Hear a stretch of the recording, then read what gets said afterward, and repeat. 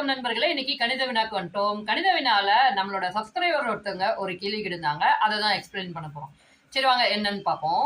ஒரு எண்ணின் 80% அதே எண்ணின் 60% இடையே உள்ள வித்தியாசம் 1200 எனில் அந்த எண்ணின் 25% என்ன? இதுதான் கேள்வி. சரி வாங்க எப்படின்னு எக்ஸ்பிளைன் பண்ணிடுறேன்.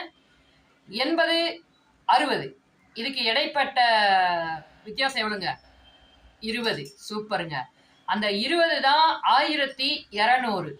அப்ப 1200 20%னா 100% எவ்வளவுங்க அப்படின்னு பாக்குறதுக்கு என்ன பண்ணலாம்? 20 எதால பெருக்குனா 100 வரும்? 5ஆல பெருக்குனா. சூப்பருங்க. அதே மாதிரி 1200 5ஆல பெருக்குனா என்ன வரும்? 6000. சரி ஓகே, 6000ங்கிறது நமக்கு 100%. அப்ப 25% எவ்வளவு? Very good, 1500. சூப்பரா சொல்றீங்க, நைஸ்.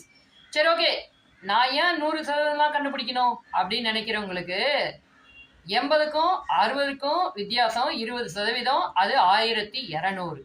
அந்த 1200ங்கிறது 20%. ஓகேங்களா? நமக்கு தேவை 25%. 1200 4ஆல வகுத்தீங்கன்னா என்ன வரும்? 5% வரும். 5% எவ்வளவு? 300.